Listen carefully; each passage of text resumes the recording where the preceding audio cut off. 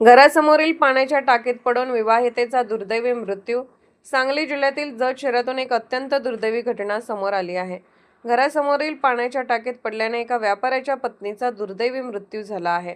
मिळालेल्या माहितीनुसार सारिका अनिल पट्टणशेट्टी वय 44 राहणार विजयपूर रोड जत असे मृत महिलेचे नाव आहे. ही घटना गुरुवार 25 जून रोजी दुपारी 3:30च्या सुमारास घडली.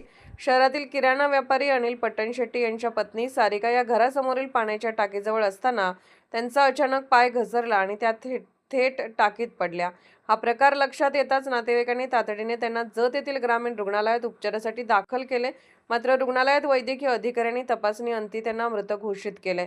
या घटनेची माहिती ग्रामीण रुग्णालयात वैद्यकीय अधिकारी डॉक्टर सय्यद यांनी जत पोलिसांना दिली. त्यानुसार जत पोलीस ठाण्यात अकस्मात मृत्यूची नोंद करण्यात आली असून पुढील तपास सुरू आहे. या दुर्दैवी घटनेमुळे परिसरात हळहळ व्यक्त केली जात असून पट्टणशेट्टी कुटुंबावर दुःखाचा डोंगर कोसळला आहे.